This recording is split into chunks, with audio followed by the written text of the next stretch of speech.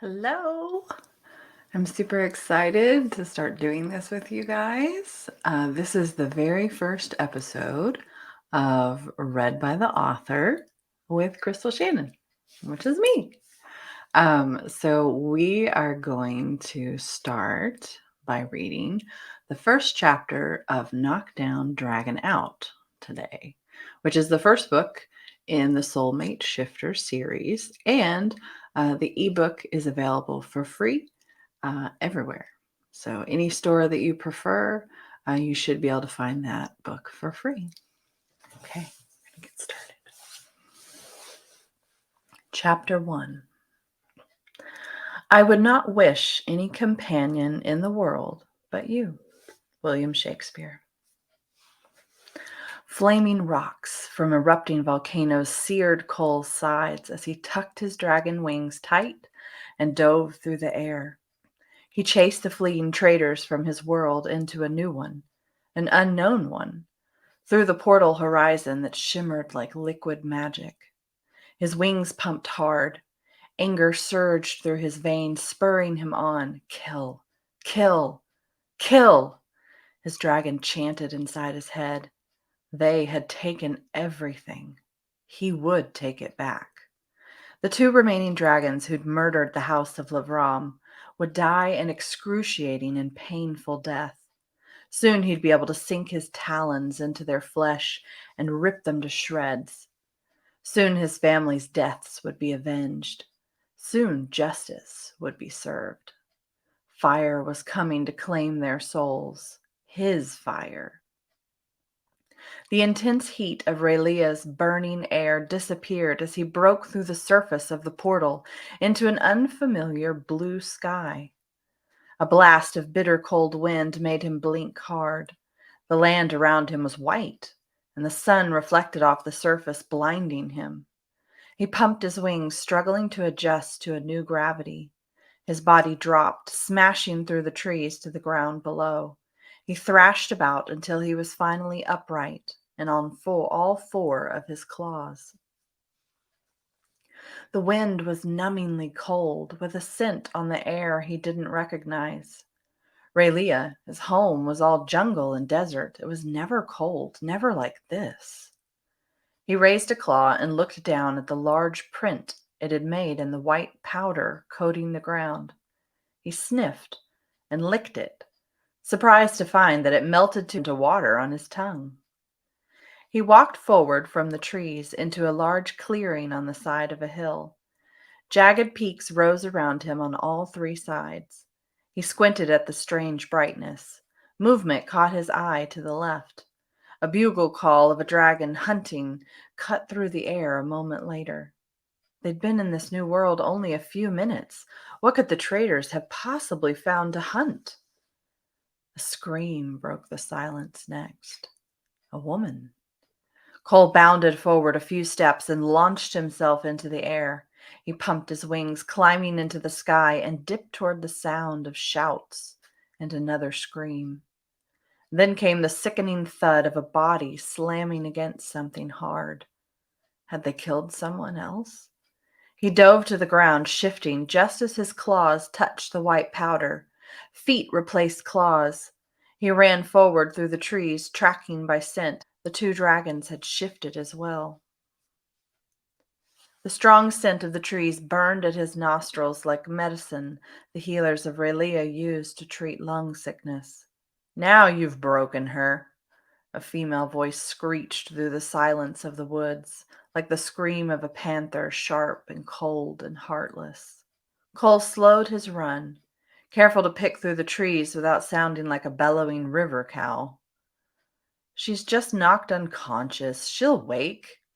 Her head bleeds, the female spoke again, this time more annoyed than angry. Cole was right behind us. We need to get away from the portal. He could come through at any moment. She can tell us nothing about this world.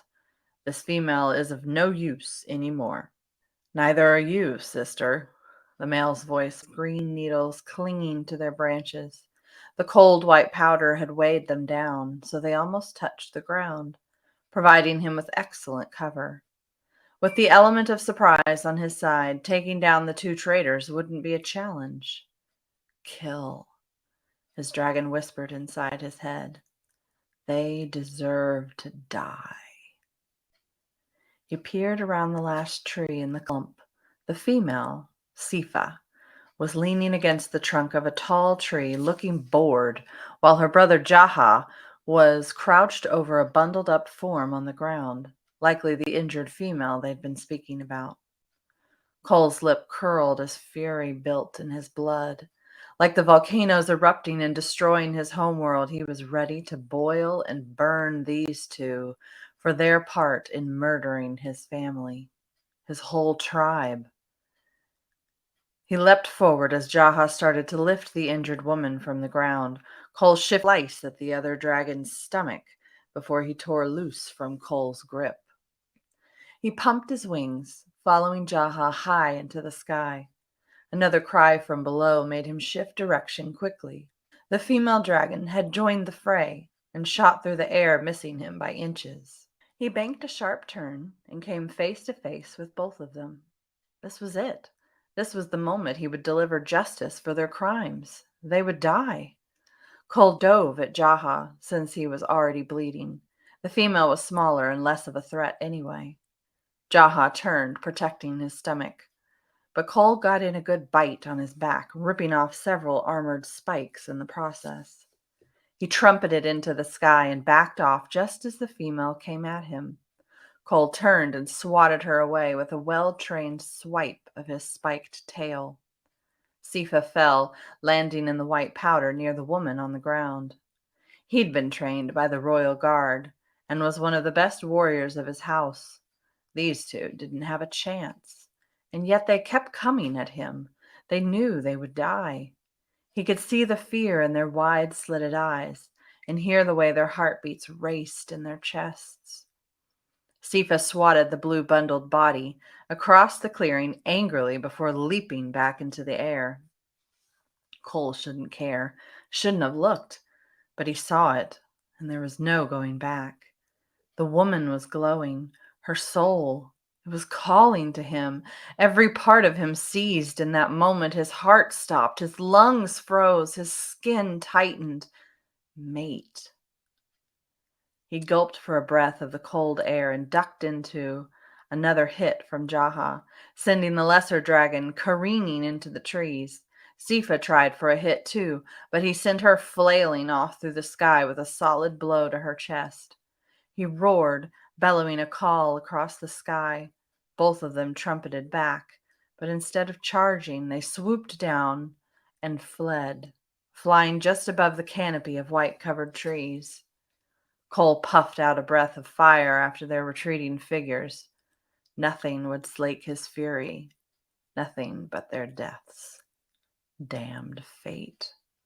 But he wouldn't abandon his mate, not even for those two traitors. This world was cold, and the scents burned his nostrils. He peered back over his shoulder. The portal was lower than it had been earlier. The magic bender must have realized she would send most Raelians tumbling to their deaths if it weren't adjusted. Not everyone had the body of a dragon that could absorb a fall like he had. The scent of fresh blood drew all his attention back to the woman on the ground. She was so small and helpless. Even now, some predator could be stalking her helpless form. He'd find a shelter to hide her in, keep her safe and fed, and then he'd hunt down Sifa and Jaha. Their deaths wouldn't be today, but they would be soon. Cole flew back to the ground, landing softly and shifted. The transformation from his animal form to his two-legged version was as seamless as breathing. He ran across the clearing toward the place where the woman had been. Broken trees littered the way back. She was still there. Her light blue covering rose and fell with each breath.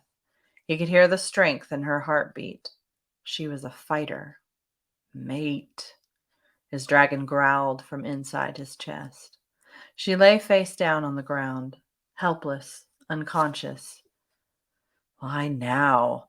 Why would fate choose this moment to give me a mate? Cole lifted her gently from the ground. He carried her beneath the shelter of one of the taller trees.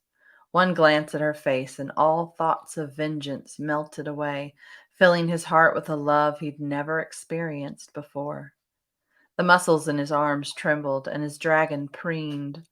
He placed her flat on the snowy ground. Her skin was the color of desert sand, gorgeous and smooth.